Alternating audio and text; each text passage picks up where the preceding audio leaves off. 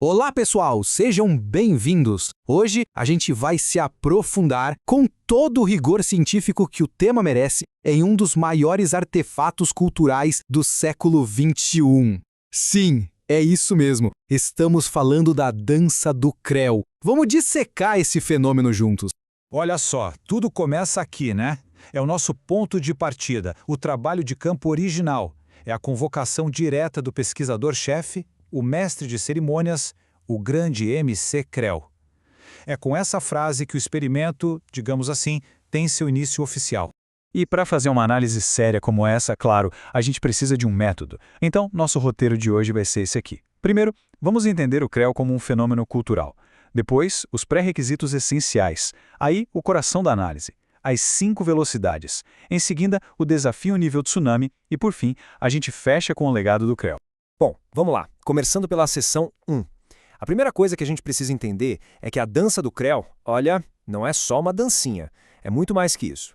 Na verdade, é um teste de resistência física e de alto risco, viu?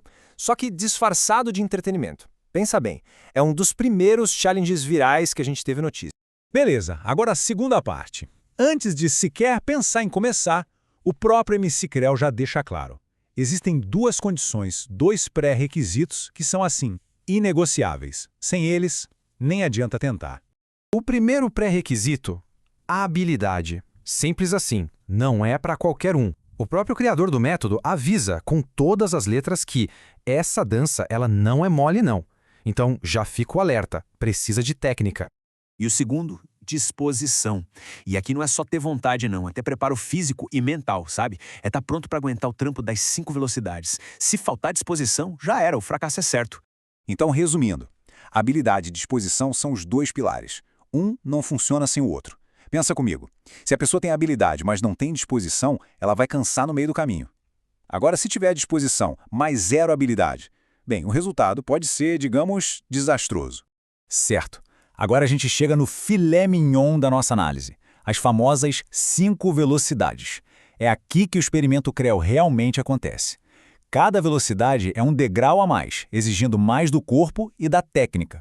A estrutura é essa aqui, ó. São 5 etapas, 5 passos bem definidos. Começa no aprendizado, passa pela aceleração, chega no talento, vai até o limite e culmina no tsunami. É uma escadinha de dificuldade, pensada para testar os limites de qualquer um. Vamos começar pela velocidade 1. O próprio MC Creu descreve. A primeira é devagarzinho som aprendizado. Parece fácil, né? E é para ser mesmo. É como se fosse um aquecimento, uma calibração para ver o nível de quem está participando. Aí a gente pula para a velocidade 3 e olha que interessante. Mesmo na terceira etapa, que ele chama de talento, a coisa ainda é descrita como continua fácil, moleza, moleza. Isso é genial, porque cria uma sensação de falsa segurança. A pessoa pensa, tá tranquilo, mas o perigo tá logo ali na frente. E esse gráfico aqui mostra exatamente isso. A dificuldade percebida começa baixinha, na velocidade 1 e 2. Na 3, sobe um pouco, mas ainda está na categoria moleza. O pulo do gato, o salto de verdade acontece para a velocidade 4. Aí a coisa fica séria e a dificuldade vai lá para cima. E agora, chegamos ao clímax, a fase final, a quase lenda, o nível tsunami. Aqui, a gente não está mais falando de testar limites. A gente está falando de quebrar completamente qualquer ideia de limite que se possa ter. E para aumentar a tensão, olha essa confissão do próprio mestre. Vou confessar a vocês que eu não consigo a número 5. Peraí, se nem o criador do método consegue chegar lá, fica a pergunta no ar. Será que alguém consegue? Será que isso é humanamente possível?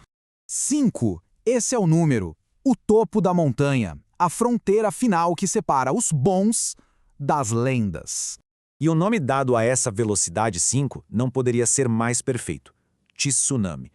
Porque não é só sobre ser rápido, é sobre ser uma força da natureza. Algo avassalador, sabe? Praticamente incontrolável. E a reação de quem assiste é de choque total. A gente vê nos dados brutos, no material original, as pessoas gritando: "Nossa senhora, mano, onde arrumaram isso tudo?"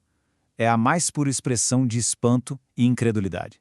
Então, se a gente for resumir as características dessa fase tsunami, temos o seguinte. Primeiro, precisa de ajuda externa, o famoso chama o reforço. Segundo, causa um espanto geral na plateia. Terceiro, o próprio criador admite que não consegue. E quarto, o risco de dar pane no sistema é altíssimo, com aquele alerta de Ligou, ligou, ligou. é quase o caos.